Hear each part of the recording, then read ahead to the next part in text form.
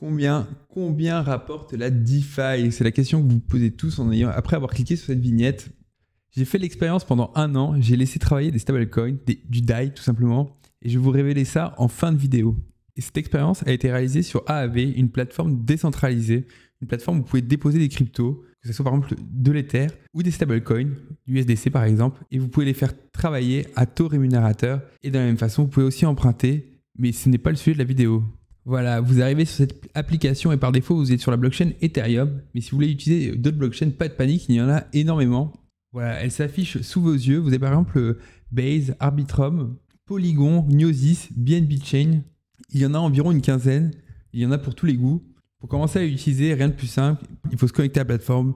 En haut à droite, vous avez Connect Wallet ou en bas, Connect Wallet aussi. Vous choisissez celui que vous voulez. Moi, j'utilise Rabi Wallet. Donc, j'ai juste à cliquer sur Browser Wallet. Et voilà, rien de plus simple. Je viens de me connecter à la plateforme Aave avec un wallet. Voilà, et moi, ce qui m'intéresse, c'est la blockchain Gnosis, tout simplement parce que les frais sont bas. Les frais de gaz sont vraiment beaucoup plus bas que sur Ethereum. Et il y a quelque chose qui est encore plus bas, c'est de s'abonner et de liker cette vidéo. Donc, n'hésitez pas à vous abonner et à liker. Alors, vous faites ce que vous voulez, mais pour moi, il est important d'avoir un pied dans la DeFi, c'est-à-dire la finance décentralisée, et un pied dans la finance traditionnelle. Mais qu'est-ce que la finance centralisée? En fait, la finance décentralisée, c'est des applications autonomes. Ça permet de gérer votre argent ou vos cryptos de façon totalement autonome, sans passer par les échanges centralisés comme Binance, par exemple.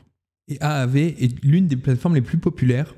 C'est une plateforme qui permet tout simplement de déposer ou d'emprunter sans intermédiaire via les contrats intelligents, les smart contracts. Et vous voyez à l'écran, sur votre droite, en haut à gauche, que j'ai déposé du XDAI, un stablecoin adossé au dollar. Donc j'ai 3 $ qui travaillent à 11,07%. Bien sûr, rien n'est éternel, ça fluctue en permanence et le taux rémunérateur est toujours plus faible que le taux d'emprunt pour forcer à rembourser. Par exemple, le XDAI est à 11,07, mais en emprunt, le XDAI est à 16,57. Alors comment sont calculés ces taux?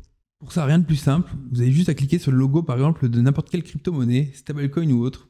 Et voilà, vous avez une belle courbe qui s'affiche. Par exemple, sur 1 an, vous voyez qu'il y a des pics, et des fois c'était plus bas, des fois c'était plus haut. Et bien la moyenne est de 4,92, tandis que pour emprunter, c'est 7,25. Et si vous allez plus bas, vous voyez la courbe des taux d'emprunt et vous voyez qu'elles n'ont pas le même coefficient directeur, tout simplement parce qu'il y a des moments, la plateforme, elle se rémunère sur la différence de taux. Donc quand il y a peu d'emprunt, elle doit inciter à emprunter, le taux est faible. Puis quand il y a trop d'emprunt, elle doit inciter à rembourser et du coup le taux est élevé. Et le point de bascule, il est à 90%. C'est tout simplement le rapport entre les liquidités qui sont déposées et les liquidités qui sont empruntées. Voilà, vous l'avez en haut, la réserve est de 10,75 millions et il reste environ 900 000 $ qui sont empruntables.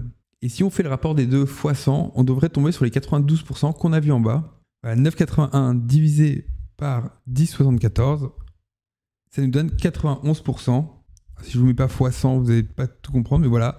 Le 91,31, c'est environ le 91,34. Bon, il doit y avoir il y a une petite différence. Je pense qu'elle vient du taux du XDAI qui n'est pas tout le temps à 1. Il y a toujours une variance. Ben voilà, la variance, même si elle est à 5 ou 6 chiffres après la virgule, quand vous êtes sur des millions, et ben ça arrive vite, tout simplement. Dans cette vidéo, je ne vais pas parler de la partie emprunt. Je vais juste parler de la partie dépositaire, tout simplement. Ouais, si vous cliquez sur montrer les actifs qui ont une balance à 0, et vous voyez que vous pouvez déposer beaucoup de stablecoins comme de l'euro E, de l'USDC, et ça c'est l'USDCE par exemple. Il y a même le SDAI de MakerDAO, une autre DAO que Aave. Pour ceux qui utilisent Reality, c'est à peu près l'équivalent des ARM USDC, ARM XDAI. Je crois que le taux est à 8% rémunérateur, c'est une espèce de stablecoin capitalisant. Pareil, c'est pas le sujet de la vidéo. Si ça vous intéresse, n'hésitez pas à me dire en commentaire, explique-nous qu'est-ce que le SDAI. Voilà, et si vous avez par exemple sur Ethereum, qui est vraiment la blockchain principale de Aave, vous voyez qu'il y a environ une trentaine de jetons qui peuvent être déposés, que ce soit du stablecoin ou des crypto-monnaies. Par exemple, vous avez le jeton de OneInch qui doit vous parler. Si vous utilisez Realty, OneInch, ça doit vous parler. C'est tout simplement le swapper qui est proposé tout en haut de la page. Voilà. Et pour ceux qui ne connaissent pas Realty, je vous invite à aller découvrir ma chaîne, j'en parle souvent. C'est un produit que j'apprécie, qui permet d'investir aux États-Unis via de l'IMO tokenisé. Et vous voyez que vous pouvez même emprunter par exemple le stablecoin de PayPal. Donc c'est vraiment large et varié. Hein. Mais j'ai pas parlé des risques. Parce que oui, il y a toujours un risque dans la vie. Le premier risque, tout simplement, c'est que le protocole se fasse hacker. Parce que voilà, vous avez vos stablecoins, vous les envoyez dans la pool de liquidité. Si elle se fait hacker, comme une fuite d'eau, hop, le réservoir est vidé et vous n'avez plus rien. Comment marche le protocole? Pour faire simple, c'est par exemple, vous voulez déposer 10 $ de stablecoins, et ben en fait, il vous émet un jeton inverse. Par exemple, le stablecoin s'appelle USDC. ben, vous allez recevoir du AUSDC, A pour Have. Et ça leur permet de tout simplement de faire une traçabilité. Pour les plus jeunes, c'est comme quand vous allez en boîte, vous déposez par exemple votre manteau ou un sac à main, j'en sais rien. Et ben, on vous donne un ticket en échange. Et ben là, c'est le même principe, c'est le même fonctionnement. Et le second risque pour les dépositaires, ceux qui amènent de la liquidité, tout simplement, c'est de ne pas pouvoir retirer leurs fonds. C'est-à-dire, vous voyez qu'il y a 2,7 milliards, j'arrondis, et là, il y a 2,5 milliards. Si les emprunts montent à 2,5 milliards, vous ne pouvez pas retirer, tout simplement parce que le système n'est pas fait pour créer des jetons, que ce soit du stablecoin ou de l'Ethereum, autre, j'en sais rien.